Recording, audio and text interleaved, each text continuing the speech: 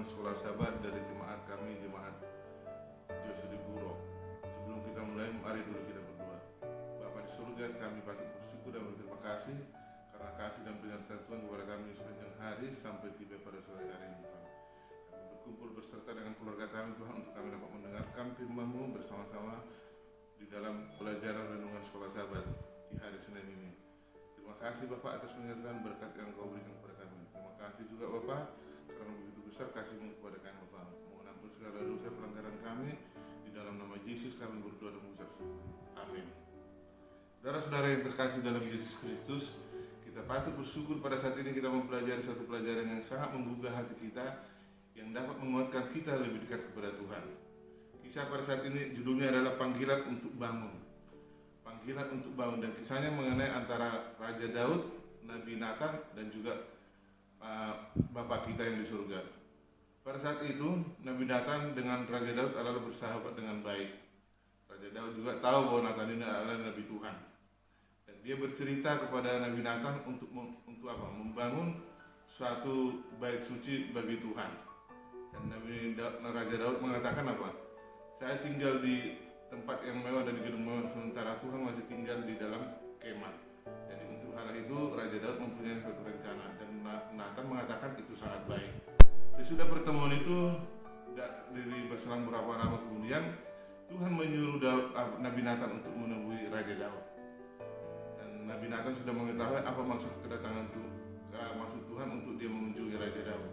Pada saat bertemu kembali itu, berceritalah Nabi Nathan kepada Raja Daud mengenai antara si kaya dan si miskin yang terdapat di dalam Samuel 12 ayat 1 sampai 14. Dikatakan di sini, Tuhan mengutus Nathan kepada Daud. Ia datang kepada Daud dan berkata kepadanya, ada dua orang dalam suatu kota, yang seorang kaya, yang lain miskin.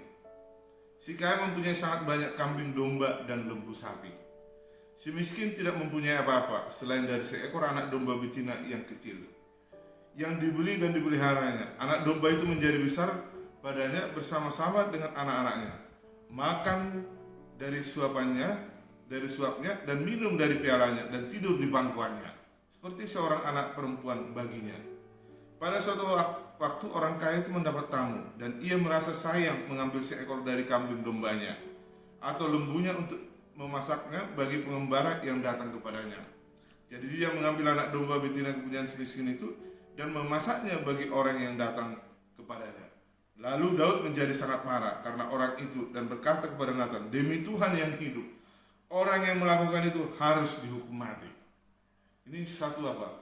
Cerita yang dibuat oleh si Nabi Nathan ini kepada Raja Daud. Dan pada saat itu juga Nabi Nathan mengatakan kepada Raja Daud, dia mengatakan, engkaulah orang itu. Dan Daud merasa sangat terpukul sekali. Dia merasa sangat berdosa dengan apa yang dikatakan oleh Nabi Nathan. Nathan tahu harus berkata apa, dan dia mengatakannya dengan cara yang bisa Daud pahami.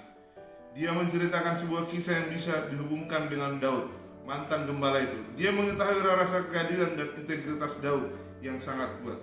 Jadi dalam arti tertentu seseorang dapat berkata bahwa Nathan membuat jebakan dan bahwa Daud langsung masuk ke dalamnya.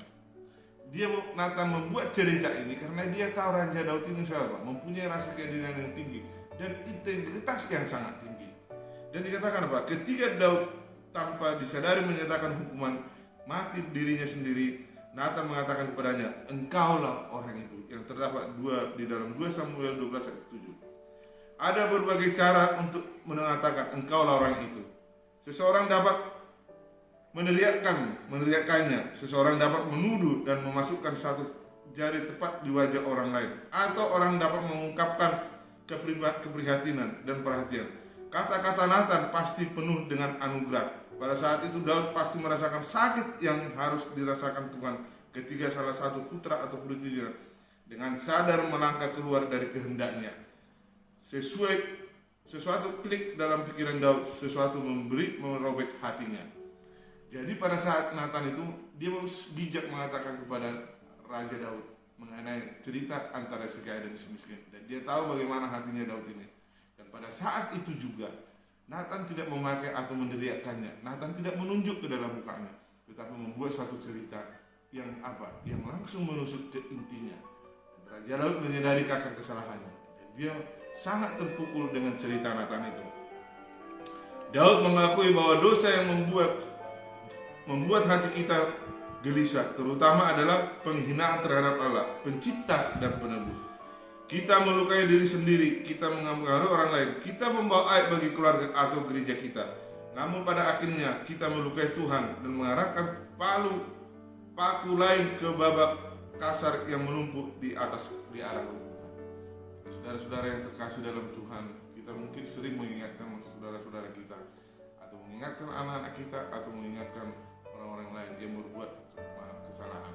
Kita bisa meniru bagaimana Nathan ini menegur Raja Daud setelah disuruh oleh Tuhan. Daud mengakui akan kesalahannya. Memang kadang-kadang orang sering berkeras hati mengakui bahwa itu tidak salah. Tapi Daud mengakui kesalahannya dan bertobat. Dan dia mengakui kesalahan itu kepada Tuhan dan minta tolong untuk Tuhan mengampuninya. Jadi pelajaran pada hari ini sangat bagus sekali, dan ini menjadi suatu pelajaran bagi kita dan menjadi berkat bagi kita, panggilan untuk bangun. Di zaman Covid, di saat dunia sekarang dilanda oleh virus corona atau Covid, kita tetap harus apa? Bangun dari keterpurukan. Sesuai dengan judul dan apa? Panggilan untuk bangun. Kiranya kasih Tuhan memberkati kita di sepanjang malam ini.